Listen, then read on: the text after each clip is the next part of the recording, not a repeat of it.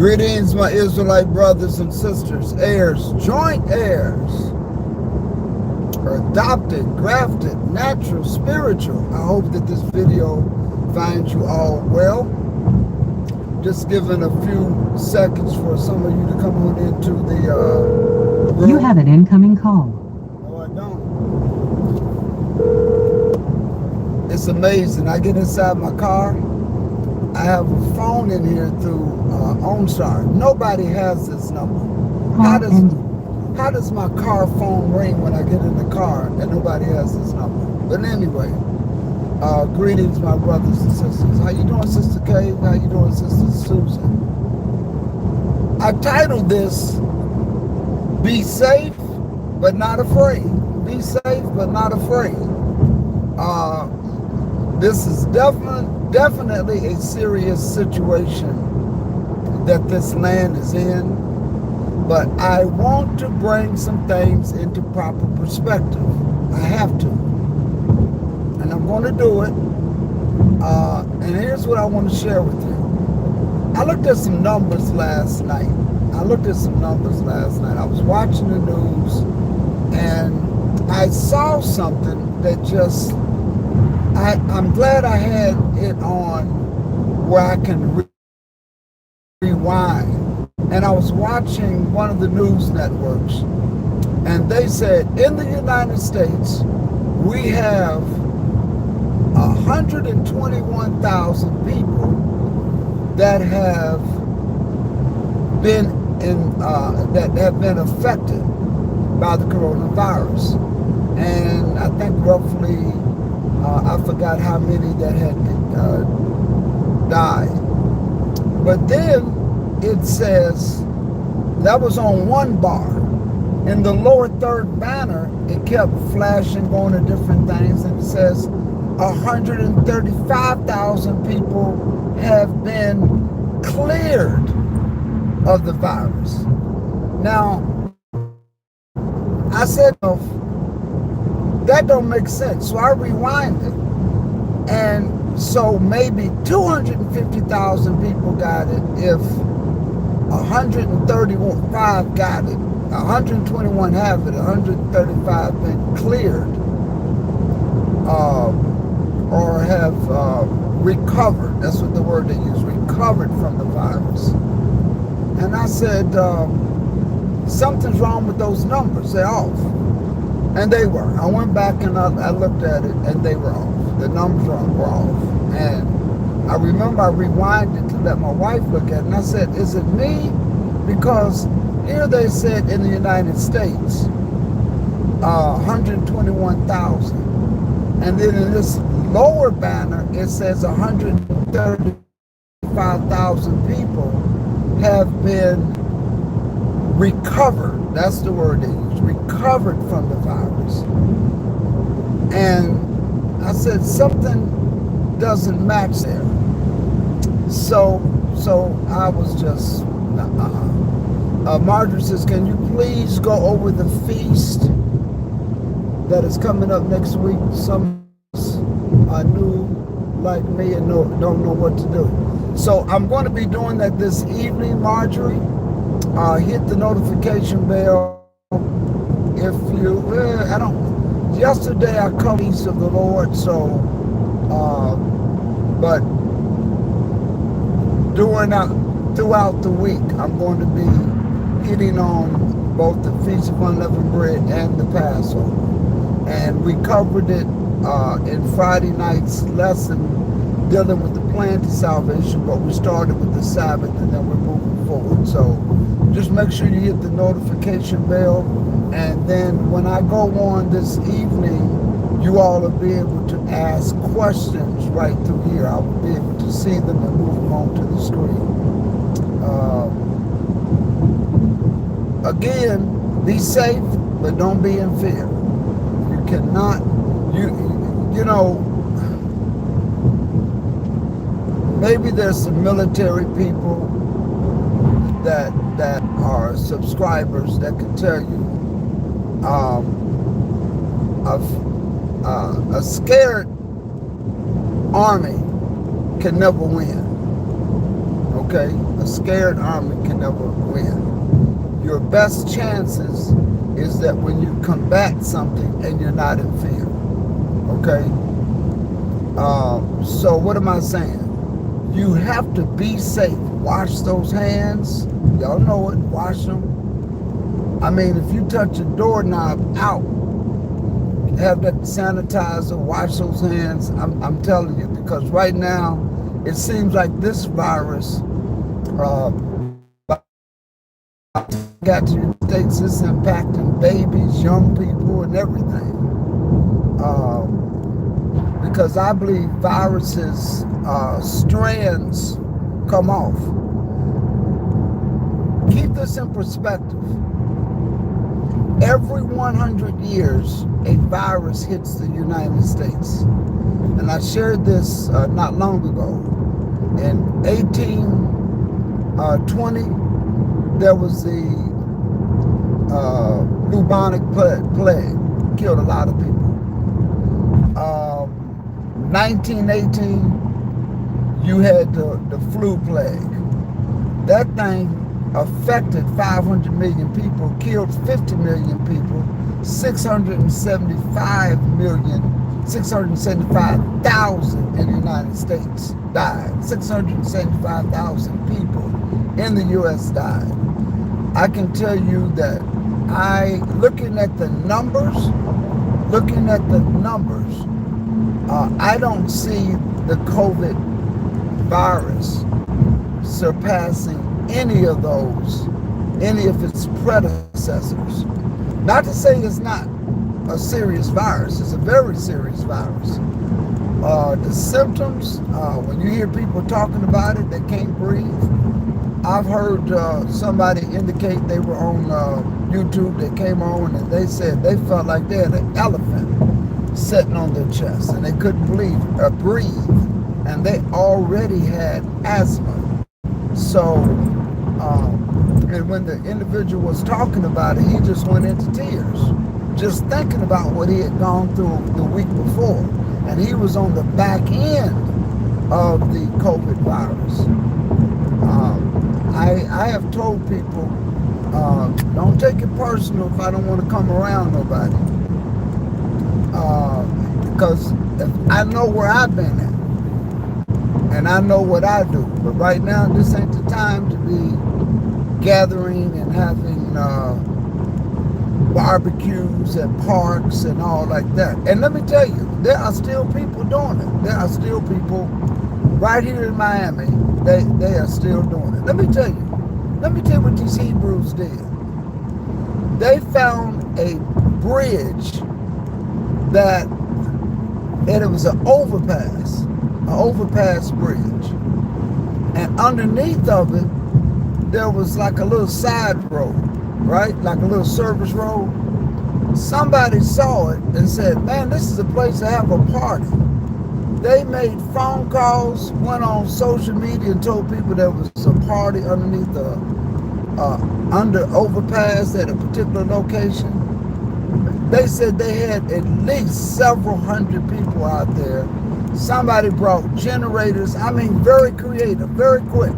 I'm just trying to show you what Hebrews can do who are not in the truth and the knowledge of who they are. Very quickly became engineers, put things together and created a club underneath a bridge. So they weren't worried about rain or nothing like that. And they created this party. And somebody brought generators. Somebody got these little floodlights and disco lights. Then somebody brought the little board and they had that thing hooked up. And somebody came and everybody was selling little alcohol from the trunk. And somebody brought a grill and then they was grilling. I'm telling you, I mean, this happened in a matter of hours. That's the ingenuity that these Hebrews put together. And I laughed. I said, you know what? Ain't nobody but a Hebrew would be that rebellious. Nobody but a true Hebrew would be that rebellious against this man's advice not to go and get contaminated.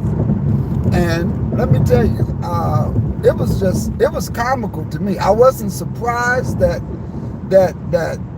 people could put things together that quickly, but it just goes to show where there's a will, there's a way.